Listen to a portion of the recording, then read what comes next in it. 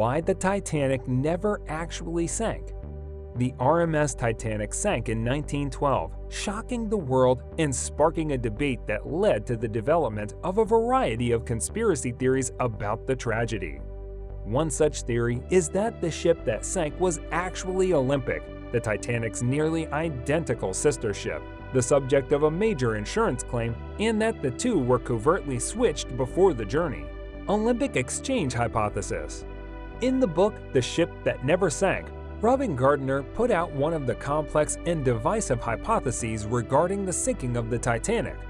Gardner draws on numerous occurrences and coincidences that took place in the days, weeks, and hours preceding the sinking of the Titanic to reach the conclusion that the ship that actually went down was the Olympic, Titanic's sister ship, which had been used as a ruse by her owners, the International Mercantile Marine Group, which was headed by American financier J.P. Morgan, and had purchased the White Star Line in 1902 to defraud insurance companies.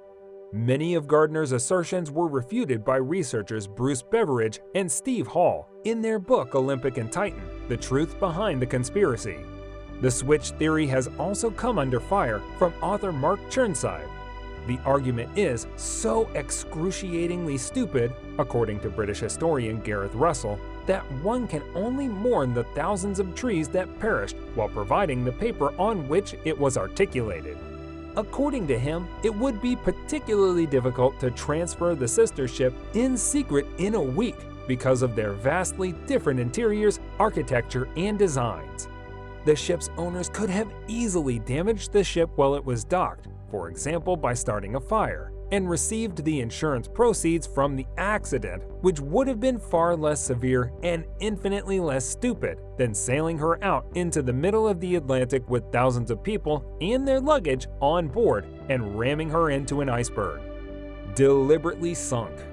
Some conspiracy theorists contend that the Titanic was deliberately sunk in order to crush opposition to the founding of the Federal Reserve Bank. Several of the wealthiest men in the world, including John Jacob Astor IV, Benjamin Guggenheim, and Isidor Straus, were supposedly opposed to the establishment of a U.S. central bank while they were on board the Titanic on her maiden voyage. 3 of the soldiers perished in the sinking. According to conspiracy theories, J.P. Morgan, the renowned 74-year-old financier who founded the investment banking company that bears his name, planned for the men to board the ship and then had her sunk to kill them. Morgan, known as the Napoleon of Wall Street, was credited with preserving the American financial system during the Panic of 1907 and helped found General Electric, U.S. Steel, and International Harvester. The Federal Reserve was founded in part thanks to Morgan, who also owned the International Mercantile Marine, which in turn owned the White Star Line and the Titanic. Morgan, who had been present at the Titanic's 1911 launch, had a private bedroom with a private promenade deck and a bathroom with specially made cigar holders. He apparently had a reservation on the ship's inaugural voyage, but decided to postpone the trip and stay in Aix-les-Bains, France, to take sulfur baths and massages every morning. Conspiracy theorists believe that because of his last-minute cancellation, he was aware of her fate. Closed watertight doors. The Titanic watertight doors were the subject of another theory. According to this theory, if the doors had been opened, the Titanic might have stabilized and remained afloat long enough for rescue ships to arrive. The notion, however, doesn't seem to be true for 2 reasons. First, the first 4 compartments were inherently airtight, making it difficult to greatly reduce the concentration of water in the bow.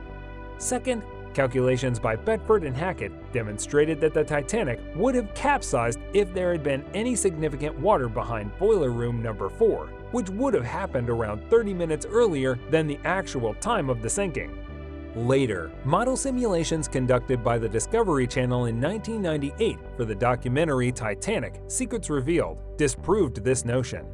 The simulation showed that opening the Titanic's watertight doors would have caused the ship to capsize more than half an hour before she actually sank, supporting Bedford and Hackett's results. Fire in the coal bunker. 10 days or so before the ship's departure, a fire broke out in the coal bunker, and it raged for a number of days. The coal's spontaneous combustion was a common cause of fires on steamships. The fires had to be doused with fire hoses, the coal on the top had to be moved to another bunker, and the burning coal had to be taken out and fed into the furnace. Some writers believe that this incident led to the fire, which decreased the structural integrity of the hull and a crucial bulkhead, exacerbating the impact of the iceberg collision.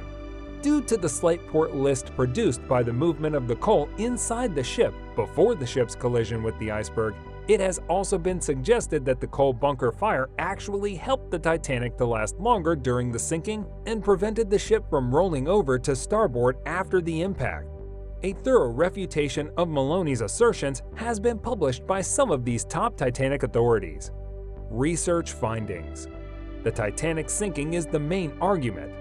The Titanic collided with an iceberg, inflicting damage to the hull plates on her starboard side and flooding below the waterline in her front compartments.